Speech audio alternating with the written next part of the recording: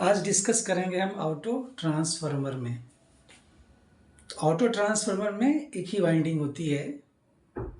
Okay, दूसरी बात, इसमें जो पावर होता है इंडक्टिव पावर भी होता है और कंडक्टिव पावर भी होता है। तो चलिए कैसे काम करता है उससे हम डिस्कस कर ले। सपोज करो ये आपका एक कॉइल है। ओके, इसका नाम मैंने ए लिख दिया, ये पॉइंट को मैंने बी लिख दिया। इसमें मैंने क्या किया, एक सप्लाई वोल्टेज लगा दिया जिसका वैल्यू क्या, आरएमएस वैल्यू क्या है V1, और इसमें जो करंट है वो है I1। ठीक है, और ये जो नंबर ऑफ टर्न इस पूरे कॉइल का यहाँ से लेके जो है यहाँ तक ये N1 है। ओके, अब इसके ए और बी के बीच किसी पॉइंट पे आप क्या करो, एक एरो ड्रॉ कर लो, है ना। और ये जो नंबर ऑफ टर्न है यहाँ से लेके यहाँ तक, इस पॉइंट को मैंने क्या लिख लिया, C मान लिया। तो ये जो B और C में जो नंबर ऑफ टर्न है वो N2 मान लिया मैंने। ओके, और यहाँ पे मैंने एक लोड कनेक्ट कर दिया, ये आपका लोड है ना। और ये करंट क्या है इसमें, I2। और ये जो लोड का जो वोल्टेज है इसको मैंने क्या मान लिया, V2।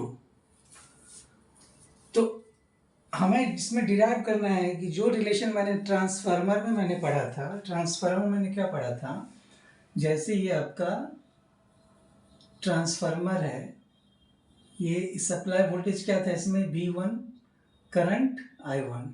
ओके, और ये जो सेकेंडरी वाइंडिंग थी,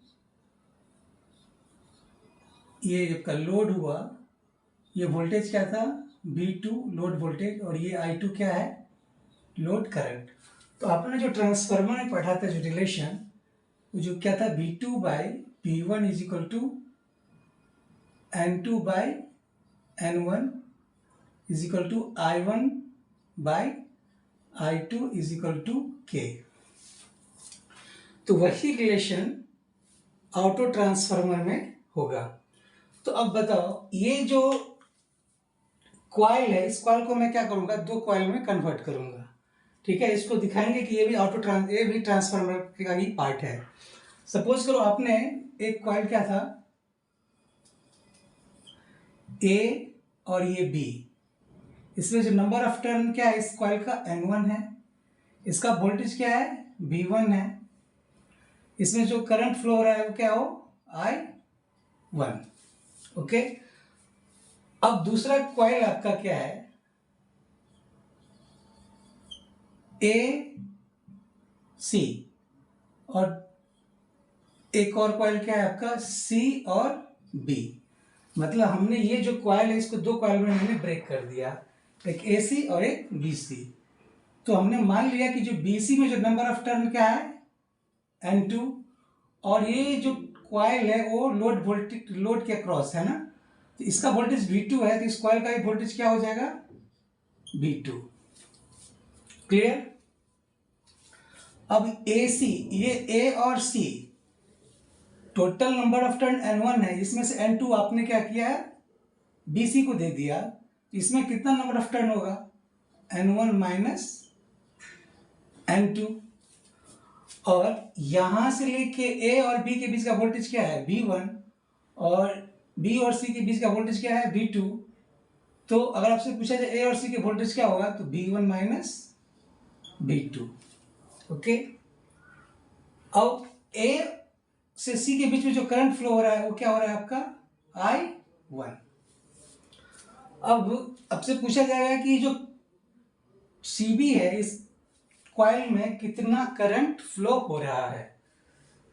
तो अब ये बताओ, ये I1 इधर से करंट जा रहा है, इधर से क्या करंट निकलेगा, I1 ही, रिटर्निंग करंट भी I1 होगा। इस लोड में जो है I2, तो इस पॉइंट पे एट नोड B पे इनकमिंग कर, मान लो ये करंट क्या है आपका, ये X है। क्लियर। तो यहाँ पे जो करंट इनकमिंग करंट क्या है I2, और आउटगोइंग करंट क्या है I1 प्लस X। तो I1 plus X is equal to क्या लिखेंगे आप, I2 outgoing current is equal to incoming current. तो जो x का वैल्यू क्या होगा I2 माइनस I1, और ये जो करंट जो फ्लो होगा क्या होगा B से C की ओर जाएगा, मतलब B से C की ओर करंट का फ्लो क्या होगा, ये ऐसे फ्लो होगा, और करंट क्या हो जाएगा I1 sorry I2 minus I1। तो ये जो कॉइल है ये प्राइमरी की तरह बिहेव करेगा और ये कॉइल सेकेंडरी की तरह। सेकेंडरी कॉइल किसको बोलते हैं, जिससे लोड कनेक्टेड है। तो जो लोड जो कनेक्टेड है वो किससे, बीसी से कनेक्टेड है। क्लियर। तो ये ट्रांसफार्मर की सेकेंडरी की तरह काम करेगा। ओके, तो इसको मैं ट्रांसफार्मर की तरह अगर रिप्रेजेंट करूं तो कैसे रिप्रेजेंट करूंगा, ये आपका ए पॉइंट है, ये पॉइंट आपका सी पॉइंट, ये सी है ना, और ये पॉइंट क्या आपका बी। क्लियर। तो इसमें जो ए और सी में जो करंट जा रहा है वो क्या है आपका I1, और ये वोल्टेज क्या है, ए और सी के बीच का जो वोल्टेज है क्या है ये V1 माइनस V2। क्लियर। और इसका नंबर ऑफ टर्न क्या है N1 माइनस N2। बी और सी करंट जो फ्लो हो रहा है वो बी से सी की ओर, मतलब इस तरफ फ्लो हो रहा है, और इसमें जो करंट फ्लो हो रहा है क्या I2 minus I1। Number of turn क्या है इसमें N2, और इसमें नंबर ऑफ टर्न क्या है N1 माइनस N2। तो अपने ट्रांसफार्मर की तरह आपने क्या करोगे, प्राइमरी अपने जो रिलेशन पढ़ा था कि V1 minus V2 primary voltage by secondary voltage. तो प्राइमरी वाइंडिंग में जो वोल्टेज है AC में क्या V1 माइनस V2, सेकेंडरी में जो वोल्टेज है जो B और C है उसका वोल्टेज क्या है V2 है ना, यहाँ से लेके यहाँ तक का वोल्टेज क्या है वो V2 है। तो क्या लिखेंगे V2 is equal to number of turn in primary, ये क्या हो जाएगा N1 minus N2 divided by number of turn in secondary. Okay, तो इसको जब आप सॉल्व करेंगे तो क्या लिखेंगे V1 by V2 minus 1 is equal to N1 minus sorry N1 by N2 minus 1। तो क्या आ गया V1 by V2 is equal to N1 by N2, ये आप ऐसे लिख सकते हो इसको V2 by V1 is equal to N2 by N1, जो क्या हो गया नंबर ऑफ टर्न रेशियो के बराबर हो गया। क्लियर। तो इसमें भी वही रिलेशन आया क्योंकि आपने जो कॉइल में जो वोल्टेज दिया क्या था V1, लोड वोल्टेज क्या था आपका वो V2, दोनों का जो रेशियो क्या हो गया नंबर ऑफ टर्न के रेशियो के बराबर होगा। अब ये जो पावर है इनपुट पावर, जैसे यहाँ पे मैंने बताया था ट्रांसफार्मर इनपुट पावर क्या है आपका यहाँ पे V1 I1 इस कॉइल में जो पावर, और आउटपुट पावर क्या है V2 I2। ओके, तो ये जो AC कॉइल है प्राइमरी कॉइल, इसका पावर क्या हो जाएगा, पावर इक्वल टू क्या होता है वोल्टेज इनटू करंट। इस AC में जो वोल्टेज क्या है वो मतलब आपका इनपुट पावर, ऐसे लिख सकते हैं power in coil AC is equal to power in coil BC। तो अब AC में जो पावर मतलब वोल्टेज इनटू करंट, इस वोल्टेज कितना A और C के बीच का V1 माइनस V2। करंट क्या है AC में वो I1 के बराबर है। सेकेंडरी कॉइल में जो वोल्टेज है क्या है वो V2 है। सेकेंडरी कॉइल में जो करंट है क्या है वो I2 माइनस I1 है। ओके, तो इसको जब सॉल्व करेंगे तो क्या होगा V1 I1 minus V2 I1 is equal to V2 I2 minus V2 I1। तो ये और ये क्या हो गया कैंसिल हो गया, तो क्या बचेगा V1 I1 is equal to V2 I2, मतलब V2 by V1 is equal to I1 by I2। Okay, तो इसको आपने फर्स्ट मान लो और इसको आपने क्या किया सेकेंड मान लिया। तो यूजिंग फर्स्ट एंड सेकेंड क्या होगा, यूजिंग फर्स्ट एंड सेकेंड आप क्या देख रहे हो कि जो रिलेशन है V2 by V1 is equal to I1 by I2 is equal to N2 by N1 is equal to K। तो जो रिलेशन आपने ट्रांसफार्मर में पढ़ा था वही रिलेशन क्या है ऑटो ट्रांसफार्मर में है। ओके, अब आपसे क्वेश्चन पूछा जाएगा कि इसमें इंडक्टिव पावर कितना होगा और कंडक्टिव पावर कितना होगा। ओके, तो इंडक्टिव टोटल इनपुट पावर कितना है, इनपुट एपरेंट पावर है ना, एपरेंट पावर कितना है V1 into I1 input power. जैसे ये क्वाइल था आपका है ना, आपने वोल्टेज का V1 करंट I1 था, तो इनपुट पावर क्या हो गया इसका V1 I1। Inductive power,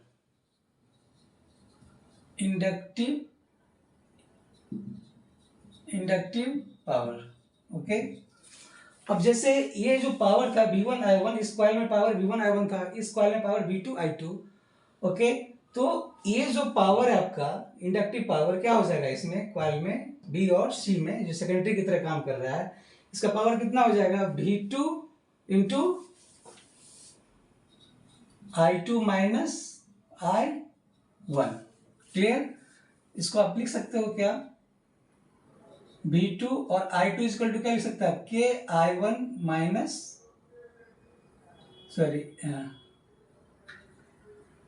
I2 minus I1 को क्या लिख सकते हो इस रिलेशन से के I2, तो V2 I2 1 माइनस के।